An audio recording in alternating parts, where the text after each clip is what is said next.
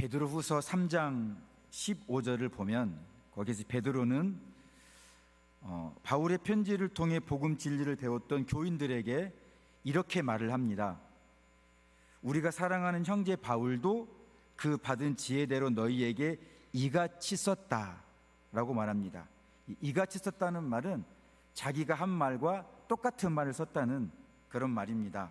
다시 말해 베드로는 자신이 전파하는 것과 바울이 전파하는 것이 일치하는 것이니까 자기가 하는 권면도 잘 받아들이라고 말하고 있는 것입니다.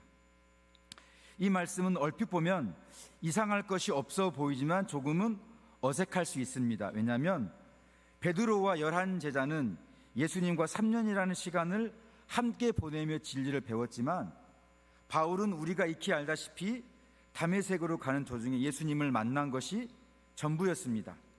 실은 베드로와 바울의 메시지가 일치하다, 이거는 좀 이상한 게 베드로와 바울은 접점이 없습니다. 거의 계층도 다르고 예수님과 지낸 시간도 다르고 접점이 없는데 베드로의 메시지와 바울의 메시지가 일치하다. 그러니까 이상할 것이 없는 것처럼 보이지만 조금 이상할 수 있다는 거죠. 이런 두 사람이 바울의 다메섹 사건 후에 3년 뒤 예루살렘에서 약 15일간 만남을 가집니다. 그리고 나서 약 14년 후에 베드로와 바울은 두 차례의 만남을 더 갖기는 하지만 사실 첫 번째 만남에서 두 사람은 예수 그리스도 복음에 대한 자기들의 지식이 일치하다는 것을 확인하고 나서 베드로는 유대인의 사도로, 바울은 이방인의 사도로서의 복음 전파 사명을 감당하게 되는 것입니다. 그렇기 때문에 베드로후서 3장 15절 우리가 사랑하는 형제 바울도 너희에게 이같이 동일하게 똑같이 썼다라고 말하는 것이 어색해 보일 수 있지만 전혀 이상한 것이 없다라는 것입니다. 이런 관계 속에서 접점이 없지만 같은 메시지다, 이런 관계 속에서 오늘 본문 로마서 12장 1절 말씀은 이렇게 말합니다. 그러므로 형제들아 내가 하나님의 모든 자비하심으로 너희를 권하노니 너희 몸을 하나님이 기뻐하시는 거룩한 산 제물로 드리라. 이는 너희가 드릴 영적 예배니라. 자, 이 로마서 12장 1절 말씀을 보면 이 말씀이 베드로전서 2장 3절 5절과 정확히 일치하다는 걸 알 수 있습니다. 바울과 베드로가 만나고 교제한 시간이 평생에 거의 15일, 그 이후에 두 차례밖에 만남을 갖지 않았지만 로마서 12장 1절 2절의 말씀과 베드로전서 2장 3절에서 5절까지 말씀이 정확히 일치하다는 것입니다. 이것은 유대인과 이방인, 유대인의 사도인 베드로에게 들은 교인들, 이방인의 사도인 바울에게 들은 교인들, 그러니까 이방인과 유대인, 즉 이 세상 모든 그리스도인들에게 동일하게 적용되는 메시지라는 것입니다. 로마서 12장 1절 2절과 베드로전서 2장 3절 5절이 그렇다는 것입니다. 똑같지만 한번 읽어보겠습니다. 베드로전서 2장 3절 5절입니다. 너희가 주의 인자하심을 맛보았으면, 로마서에는 하나님의 모든 자비하심으로 너희를 권하노니, 표현은 다르지만 하나님의 은혜로 고면하는 것입니다. 너희가 주의 인자하심을 맛보았으면 그리하라. 하나님께서 택함심을 입은 보배로운 산 돌이신 예수께 나아가 너희도 산 돌같이 신령한 집으로 세워지고 그리스도 예수로 말미암아 하나님이 기쁘게 받으실 신령한 제사를 드릴 거룩한 제사장이 될지니라. 로마서에서는 너희 몸을 산 제사로 드리라. 베드로전서에서는 하나님이 기쁘게 받으실 신령한 제사를 드릴 거룩한 제사장이 되라. 다시 말하면 바울과 베드로는 예수 그리스도 안에 있는 구원의 은혜를 선포한 바로 직후에 이렇게 구원받은 성도가 첫 번째로 중요하게 감당해야 할 일이 바로 제사장으로서 우리 자신을 하나님이 기뻐하시는 거룩한 산 제사로 드리는 것이 마땅하다라는 것을 같이 동일하게 일치하게 말하고 있는 것입니다. 그렇습니다. 사랑하는 성도 여러분, 특별히 우리 일권사의 권사님 여러분, 예수 그리스도를 믿는 믿음을 통해 구원받은 우리 모두는 거룩한 제사장인 것입니다. 그러므로 우리는 제사장으로서의 거룩하고 복되고 영광스러운 역할, 영광스러운 직분을 충실히 감당해 나가야 될 것입니다. 믿으셔야 됩니다. 그렇다면 좀 긴장이 좀 풀렸습니다. 그렇다면 우리가 제사장으로서 감당해야 할 거룩하고 복되고 영광스러운 직분, 사명은 무엇일까요? 첫째로 본문 1절은 우리가 제사장으로서 우리 몸을 산 제물로 하나님께 드려야 한다고 말씀하고 있습니다. 권사님들뿐만 아니라 우리 모두가 제사장으로서 우리 몸을 산 제물로 드리는 것이 제사장으로서의 첫 번째 사명이라고 말하는 것입니다. 구원받은 성도들, 곧 지극히 크신 하나님이 값없이 주시는 은혜를 입었다고 믿는 우리는 자랑하지 않습니까? 우리는 이런 은혜를 입은 사람들이야. 나는 죄인인데, 나는 아무것도 한 것이 없는데 하나님 그냥 이런 큰 은혜를 주셨어 라고 믿고 감사하고 자랑하는 우리들은 하나님께 제물을 바치는 제사장으로서 우리 몸을 바쳐야만 하는 것입니다. 중직을 받으신 권사님들은 더 무겁겠죠. 그래서 이름이 중직자 아니겠습니까? 그런데 하나님은 우리가 제사장으로서 몸을 바치되 그냥 아무렇게나 보기 좋은 대로 그렇게 바치라고 말씀하시지 않고 우리가 우리 몸을 어떻게 바쳐야 하는지에 대해서 정확하게 말씀을 해주십니다. 어떻게 바쳐야 되는지 그 방식이 바로 산제사입니다. 산제사. 성경의 번역은 산제사, 제사이지만 제대로 번역하자면 제물입니다. 제물. 산제물. 산제물이라는 형식으로 바쳐야 된다는 것입니다. 여기 산제물, 살아있는 제물이라는 말은 논리적으로 안 맞는 거죠. 산제물, 논리적으로 안 맞습니다. 왜냐하면 제물이라고 번역된 헬라어 디시아는 히브리어로는 제바의인데 이 제바의라는 말은 동물을 죽이다가 아닙니다. 학살하다, 사륙하다, 도륙하다라는 말인 자바의에서 나온 말로서 하나님께 제물을 드릴 때에는 반드시 피를 튀기며 죽여야 됩니다. 그리고 가죽을 벗겨야 됩니다. 그리고 마디란 마디는 모두 다 절단하고 그리고 그 모든 것들은 다 완전히 태워서 재로 만들어야만 하나님께 바칠 수 있다는 것입니다. 그냥 우리가 보기 좋은 대로 우리가 원하는 대로 바치면 안 된다는 것입니다.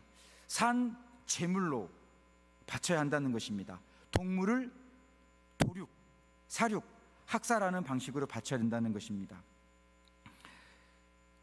몇몇 분들이 이렇게 몽골에 다녀오셔서 양을 잡는 모습을 보고 몽골 사람들은 양을 그렇게 우아하게 잡던데 라고 말하는 것들을 볼 수 있죠. 근데 몽골 사람들이 양을 잡는 방식은 하나님이 명령한 방식이 아닙니다. 하나님은 양을 그렇게 잡으라고 말씀하지 않으셨습니다. 왜냐하면 제사에는 반드시 피가 필요하기 때문에 하나님께서 말씀하신 도축, 사륙 방식은 반드시 피가 튀겨져야 됩니다.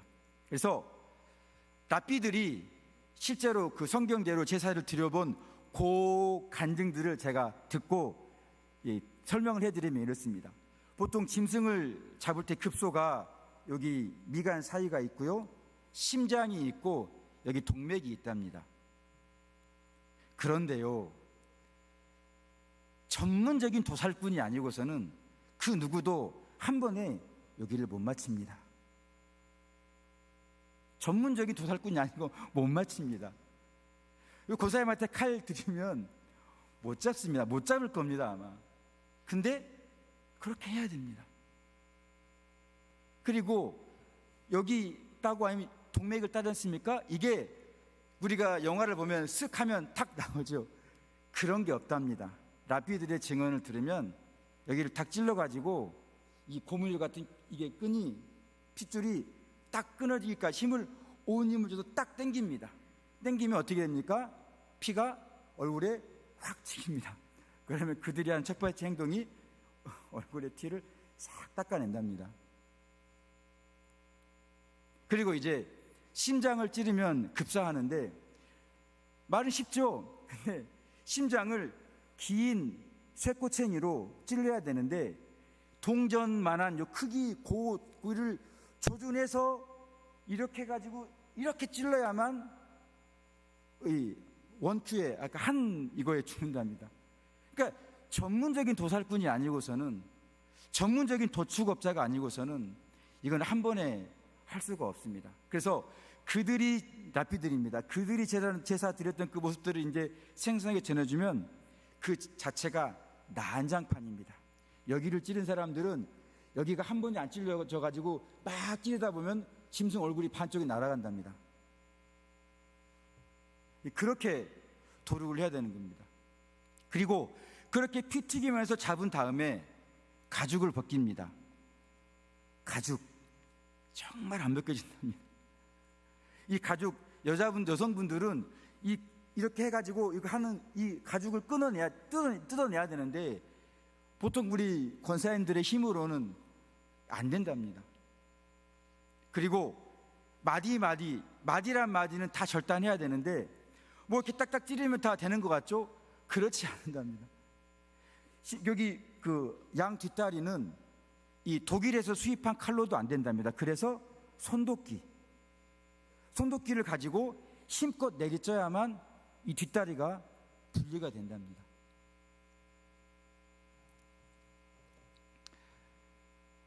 하나님께 제사를 드리는 방식이 아까 말씀드린 것처럼 한글로는 산제물 우아하지만 실제로 그 제물 안에 이 방식은 정말 끔찍하고 난장판 같은 그런 것입니다. 다시 말하면 하나님께서 방법을 제시해 주셨죠.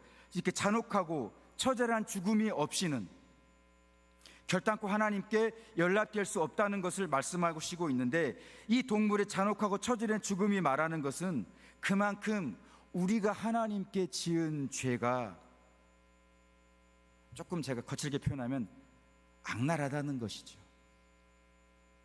우리는 그냥 우아하게 지은 죄를 용서해 주세요 이렇게 말하지만 실제로 하나님이 보시기에 죄를 바라보실 때는 그 정도로 더럽습니다.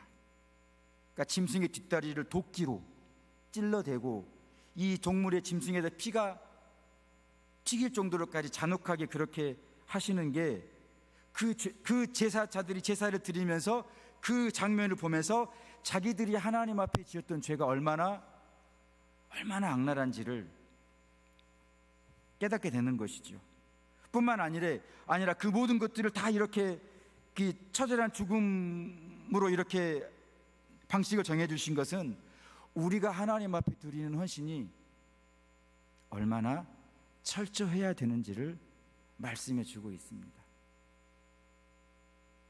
그냥 이 정도면 됐지, 이 정도면 하나님이 좋아하시겠지, 그게 아니라 우리의 헌신은, 하나님께 드려지는 제물의 헌신은 정말 철저하게 드려져야 한다라는 것을 그 산 제물이라는 그 방식 안에서 하나님이 말씀해 주고 있다는 것입니다. 그렇다면 우리 자신의 몸을 바쳐야 하는 제사장이 된 우리는 마치 동물을 사육하고 도축하는 것처럼 우리 자신의 몸을 그렇게 죽여서 바쳐야 하나님께서 받으신다는 말씀일까요? 그렇지는 않습니다. 결코 그렇지는 않습니다. 왜냐하면 사육과 도축이라는 끔찍한 죽음을 의미하는 제물이라는 말 앞에 너무나 역설적이게도 살아있는 이라는 말씀이 덧붙여져 있기 때문입니다. 제물은 처절한 죽음입니다. 그런데 앞은 살아있는입니다. 그게 산 제물의 역설적인 의미인 것입니다. 그렇다면 우리 몸을 살아있는 제물로 드리라는 이 말씀의 의미는 무엇일까요? 자기 부인입니다. 자기 부인입니다. 그렇습니다. 이렇게 유대인 성도들을 향한 베드로의 메시지, 그리고 이방인 성도들을 향한 바울의 메시지가 일치하게 자기 부인을 권면하고 있다면 우리 역시 구원의 은혜를 입었다고 감사하고 믿고 자랑하는 성도로서, 아니 제사장으로서 하나님 앞에 자기 자신을 철저히 부인하는, 즉 살아있는 채로 자기 자신을 드리는 산 제물로 드려야 하는 것이 마땅합니다. 마땅합니다. 마땅하다는 건 이것입니다. 여러분, 은혜를 받았으면 은혜를 갚는 것이 마땅하지 않습니까? 은혜를 입었는데 은혜를 갚지 않은 사람을 우리는 뭐라고 할까요? 배은망덕한 사람이라고 하죠. 그러니까 차라리 은혜를 안 받았습니다라고 말하면 괜찮아요. 괜찮아요. 근데 우리가 은혜를 받았습니다, 그게 진실이라면 은혜를 갚는 게 마땅하다는 거죠. 야고보서 2장 24절에 보면 이렇게 기록되어 있습니다. 제가 읽어드리겠습니다. 이로 보건대 사람이 행함으로 의롭다 하심을 받고 믿음으로만은 아니니라. 사람이 행함으로 의롭다 하심을 받고 믿음으로만은 아니니라. 그러면 이 말씀이 믿음과 행함이 둘 다 있어야 의롭다 한다는 그 말씀일까요? 그렇지 않습니다. 이거는 나무가 있으면 뿌리와 나무가 하나잖아요. 나무 없는 뿌리가 없고 뿌리 없는 나무가 없잖아요. 그러니까 믿음이 있으면 순종은 당연한 거라는 거죠. 뿌리가 있으면 나무가 있듯이 믿음이 있으면 순종은 당연한 것, 이 말씀입니다. 믿음도 있어야 되고 행함도 있어야 의롭다는 그 말이 아니라, 그러면 마찬가지로 은혜를 입었으면 은혜를 갚는 것이 마땅한 거죠. 제사장으로서 우리가 우리 자신을 이렇게 처절하게 부인하고 하나님께 드리는 것이 마치 우리가 하나님께 뭔가 드리는 그런 것이 아니라는 거, 그냥 마땅하다는 것입니다. 왜죠? 은혜를 받았으니까요. 그래서 베드로전서 2장 2, 3절에 뭐라고 말합니까? 하나님의 선하심을 맛보았으면 그렇게 하세요, 이렇게 말합니다. 다른 말로 은혜를 받았으면 그렇게 하세요. 바울은 뭐라 합니까? 내가 하나님의 모든 자비하심으로 권면합니다, 이렇게 말합니다.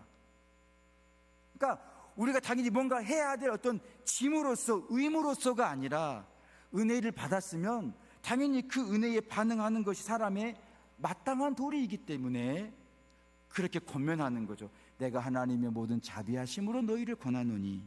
베드로는 하나님의 선하심을 맛보았으면 그렇게 하세요, 그렇게 하세요. 주님이 가르쳐 주신 주기도문이 있죠. 마태복음 버전과 누가복음 버전이 있습니다. 누가복음과 마태복음 버전에서 우리가 우리에게 죄 지은 자를 사하여 준 것 같이 해서 그 죄가 누가복음의 버전에서는 하마르티아, 그냥 죄입니다. 그런데 마태복음에서는 오펠로마라고 빚을 진 겁니다. 빚을 갚지 않는 것. 그러니까 하나님 앞에 은혜를 입어놓고 그 은혜의 빚, 사랑의 빚을 갚지 않는 걸 마태는 구약을 정리하면서 죄라고 말하는 거죠. 여러분, 우리가 얼마나 하나님께 은혜 받았다고 자랑합니까? 그 말에는 어떤 의미가 있냐면 나는 이만큼 하나님께 특혜를 받은 사람이다라는 자랑이 깔려 있습니다. 그렇지 않을까요? 나 하나님께 은혜 받았어. 야, 나 하나님께 그렇게 특혜 받은 사람이야. 저는 그렇습니다. 약간 특혜의식이. 그렇지만 그 특혜를 특혜죠. 그런데 그 특혜를 받았으면 당연히 그 특혜에 대해 반응하여 그 특혜에 대한 은혜를 갚는 것이 당연하다. 자기 부인은 뭔가 우리가 하나님 어떤 종교적인 행위가 아닙니다. 그냥 은혜 받았습니까? 그럼 그렇게 하면 됩니다. 이렇게 나오는 것입니다. 이 자기 부인입니다. 제사장이 그러니까 바울과 베드로가 구원받았습니까? 그럼 이렇게 하세요. 첫 번째로 권면을 주는 거죠. 자기 부인이란 우리의 주인은 우리 자신이 아니라는 것을 끊임없이 인정하고 끊임없이 자기 자신을 설득시키는 겁니다. 우리는 요 말 들을 때는 그렇지, 우리 주인은 우리가 아니지, 우리 그렇습니다. 근데 요 말 듣고 나자마자 우리 주인이 누굴까요? 나죠. 나예요. 안 그렇습니까? 저만 그런 것 같아요. 들을 때는 인정합니다. 우리 주인은 내 주인 내가 아니지. 근데 그 말 듣고 나서는 바로 뒤돌아서 저는 제가 주인인 것처럼 행사한다는 거죠.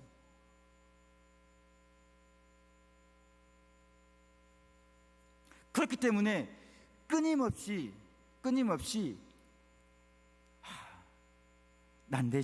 내가 나의 주인이 아니야. 내가 나의 주인이 아니야. 계속해서 이렇게 자기를 설득시켜야만 우리가 자기 부인의 삶을 살아갈 수 있는 것입니다.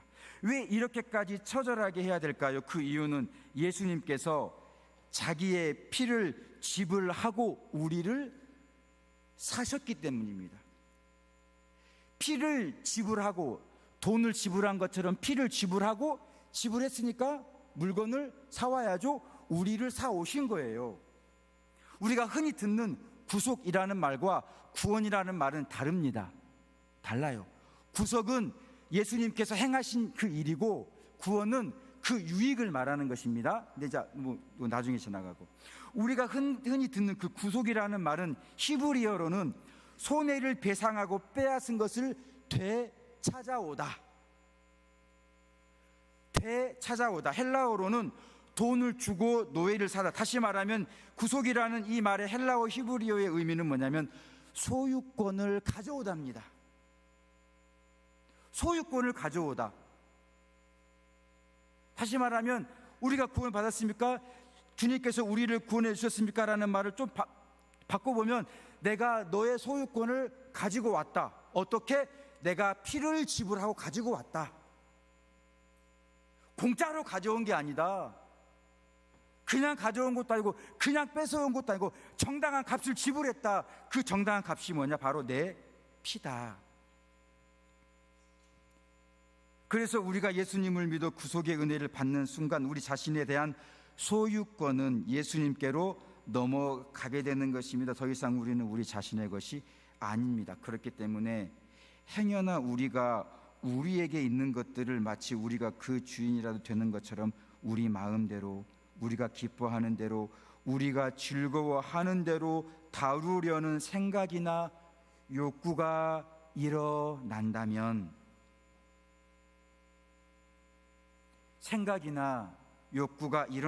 우리는 반드시 그러한 생각이나 욕구들을 짐승을 사륙하고 도륙하듯 단호하게 하나님의 말씀이라는 성령의 검으로 가차없이 잘라내 버려야 한다는 것입니다.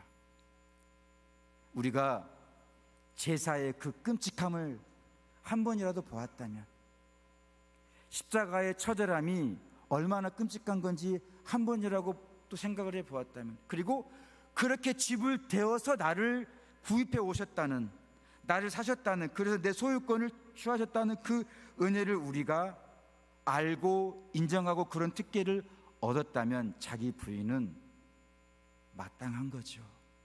당연한 것입니다.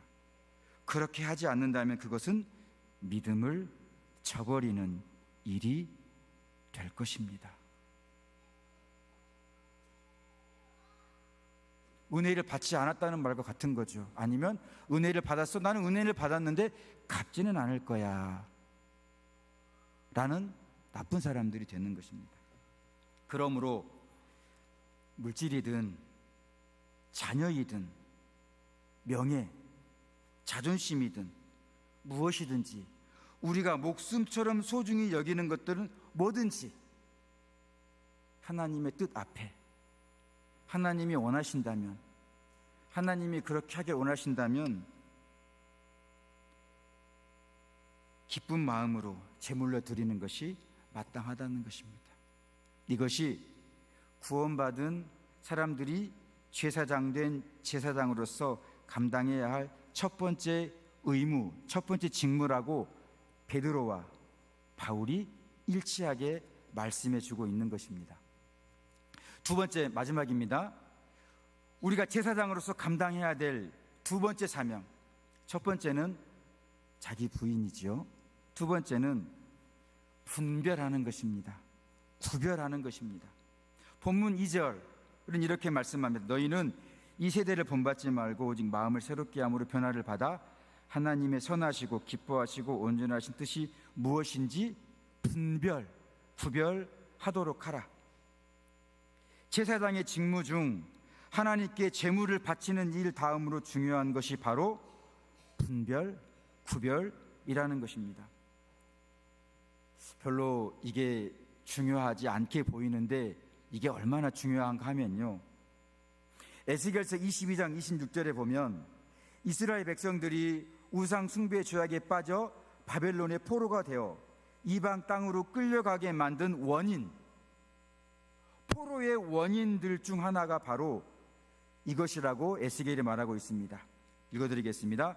그 제사장들은 나의 성물을 더럽혔으며 거룩함과 속된 것을 구별하지 아니하였으며, 제사장들은 거룩한 것과 속된 것을 구별하지 아니하였으며, 좋은 게 좋다는 거죠.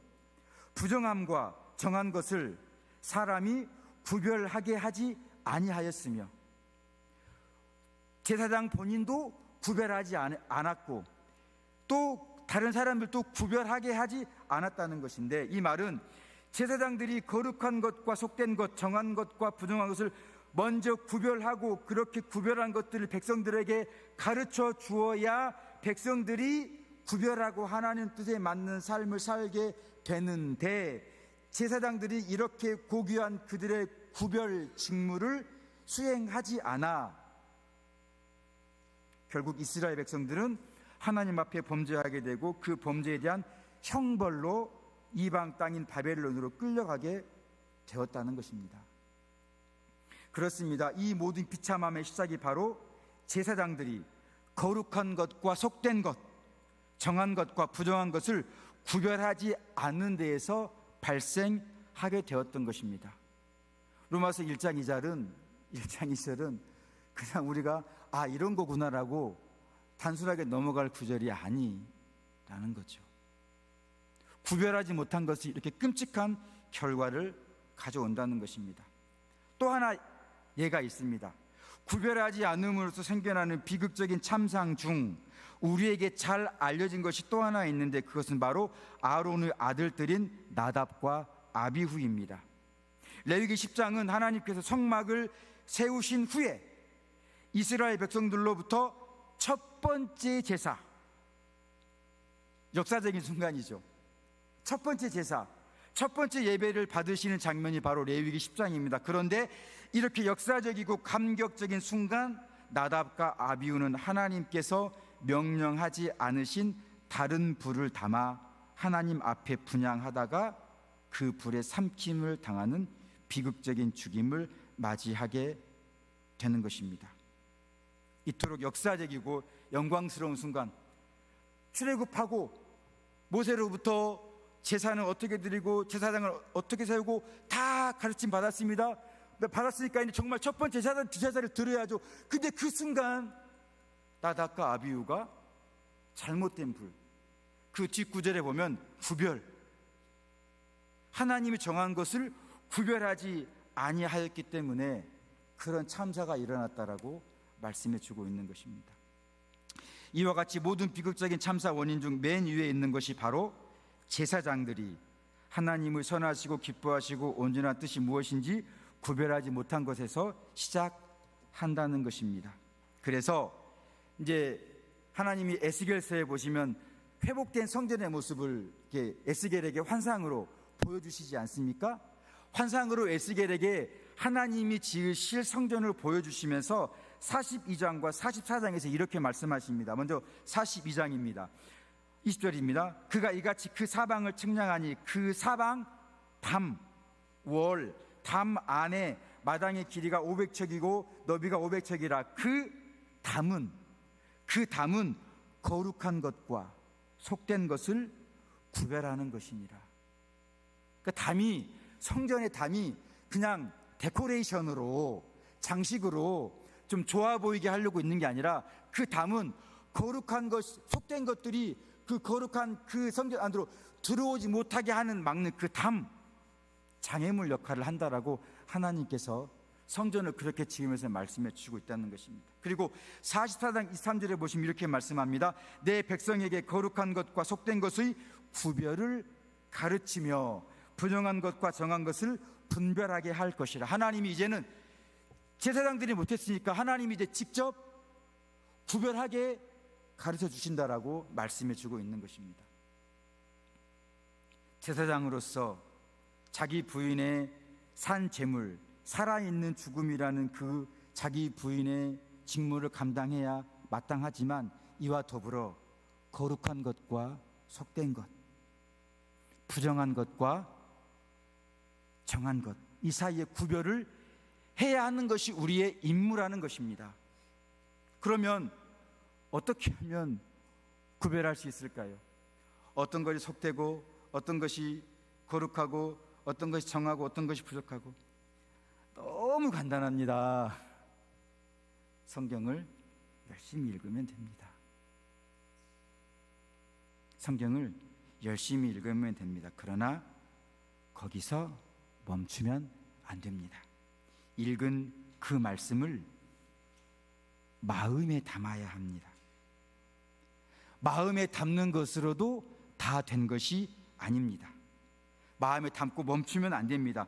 그 담은 말씀을 계속해서 묵상해야 됩니다. 시편 1절 2절 복 있는 사람은 여호와의 말씀을 주야로 묵상하는 자라다. 이 묵상이라는 히브리어는 하가라는 말인데 곰곰이 생각하다는 말이 아니라 중얼중얼 계속 읊조리는 것입니다. 그걸 묵상이라고 우리가 이제 번역을 한 거지요. 하가, 읊조리다, 중얼거리다. 읽고 마음에 담은 말씀을 계속해서 중얼중얼 내가 하나님의 모든 자비하심으로 너희를 권하노니 너희는 하나님이 기뻐하시는 거룩한 산재물, 다 못 외웠습니다. 죄송합니다. 거룩한 산재물로 계속해서 읊조리라는 겁니다. 산재물, 살아있는 재물. 그 처절한 죽음 있는데 살아있다고? 자기 부인이. 제가 어렸을 때 신앙생활 할 때는, 이거 말하면 좀 그렇지만, 우리 어른들이 항상 그 주일날 드렸던 말씀을 계속 일주일 동안 이렇게 했던 것들이 기억이 납니다. 저한테는 그게 보이는 롤 모델이었던 거죠. 저도 그렇게 보고 자랐겠죠. 네. 그렇게 우리가 읽고 담고 중얼거리면 우리가 읽고 담고 중얼거렸던 그 말씀들이 맞는 상황 속에서 갑자기 툭 튀어나와서 내 생각을 정리하고 내 의지를 바로잡아서 하나님 뜻에 맞는 순종한 삶을 살도록 만들어준다는 것입니다. 이건 다 경험들이 있으시잖아요. 그렇죠? 있으시잖아요. 경험도 있으시잖아요. 저만의 경험은 아니잖아요. 우리가 딱 그런데 이제 이게 뭐지 이게 갑자기 그냥 딱 했던 말씀이 툭 튀어나와가지고 어지러웠던 생각을 고요하게 딱 정리하고 이 올라왔던 그거를 정말 신기하게 방금까지 들끓었던 게 아무 일 없다는 듯이 차분하게 평정이 됩니다. 그 고요함, 경험이 있으시잖아요. 그러니까 우리가 뭔가 있으면 그냥 우리 생각대로, 우리가 세상 살면서 했던 대로 하려고 하는데 하나님 말씀이 딱 보면 그게 이 구별을 시켜준다는 거. 이게 아니구나. 생각을 정리해주고 의지를 딱 평정시켜 주셔서 그 말씀에 순종하게 만들어준다는 것입니다. 이것은 예수님께서 요한복음 14장 26절에 약속하신 약속의 내용으로서 보혜사 곧 아버지께서 내 이름으로 보내실 성령 그가 너희에게 모든 것을 가르치고 너희에게 말한 것을 생각나게 하리라. 단순히 그냥 딱 생각 그게 아니라 생각을 정리해주고 이 요동쳤던 의지를 고요하고 잠잠하고 평안해지게 만든다는 이 말씀의 의미인 것입니다. 예수님 약속이 이 약속이라는 것입니다. 한 가지가 더 있습니다. 구별하려면 세상에 취하지 말아야 합니다. 취하지 말아야 됩니다. 우리 아까 소개해드렸던 나답과 아비후, 레위기 10장 9절 11절에 보시면 하나님은 아론에게 이렇게 명령하십니다. 너와 네 자손들 회막에 들어갈 때는 포도주나 독주를 마시지 말라. 그리하여야 너희가 거룩하고 속된 것을 분별하며 부정하고 정한 것을 분별하고 가르치리라. 그러니까 사람이 술 취하면 정신이 몽롱해져가지고 뭐가 뭔지 모르잖아요. 구별 잘 안 되잖아요. 그러니까 제사장들에게 취하게 이렇게 하지 말라는 거예요. 그 구별을 못하니까, 분별을 못하니까. 마찬가지로 성도들이 하나님 앞에 갈 때까지는 세상에 살아야 됩니다. 그러면 여러분, 당연히 세상 속에 사는데 어떻게 우리가 세상의 영향을 안 받을 수 있겠습니까? 거짓말이죠. 당연히 영향을 받습니다. 받을 때 아까 말씀드린 그 성경으로 우리는 다 구별하고 잘라내야 되고, 또 그냥 이게 안 됐을 때는 우리는 너무 자연스럽게 세상에 취해버릴 때가 있습니다. 그러면 안 된다라는 것입니다. 세상에 취하게 되면 영적인 정신이 몽롱하게 되어서 하나님의 뜻을 제대로 분별하지 못하게 되고 결과 비극적인 참사를 당할 위험이 있기 때문입니다. 우리나라에서 사회적으로 문화가 크게 달라진 게 두 가지 영화가 있습니다. 하나는 드라마고 하나는 영화인데요. 여러분, 유동근 씨와 황신혜 씨가 나온 애인이라는 드라마 아시죠? 예. 그 드라마가 한번 쫙 훑고 난 다음에 나라 사회의 의식이 순식간에 바뀌었습니다. 뭡니까? 집에 아내는 따로 있고 옆에 사이드가 없으면 바보다.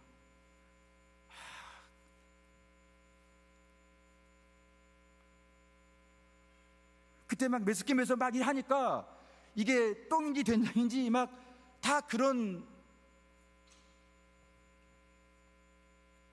너무 진짜 어처구니 없는. 그리고 우리나라의 법에서 간통죄가 없어졌죠. 정말 큰. 그러니까 그게 죄가 아니라면 사람들은 그걸 들어 인식을 안 합니다. 그러면 그것들이 우리가 그렇게 하지는 않지만 우리에게도 그런 영향들이 안 올 수 없다라는 겁니다. 두 번째 영화는 친절한 금자씨. 복수를 정당하게 만들어줍니다. 여러분, 친절한 금자씨를 보면서 이영애를 비난한 사람이 있을까요? 왜? 복수가 저 사람한테는 당연하기 때문에. 여러분, 과연 이게 성경적일까요? 아닙니다. 그런데 애인이라는 드라마, 친절한 금자씨라는 영화, 그 이후로 올드보이, 그런 류의 영화들이 다 해서 정의를 공권력으로 말미암아 실현하게 만드는 것이 아니라 개인이 정의를 실현하는 것입니다. 그래서 그러니까 말은 정의인데 자기의 울분을 참지 못하고 그런 일들이 막 서슴없이 벌어지는 것입니다. 세상에 취하면 이렇게 된다라는 것입니다. 그래서 제사장으로서 거룩하고 속된 것, 정하고 정한 것들을 구별하기 위해서는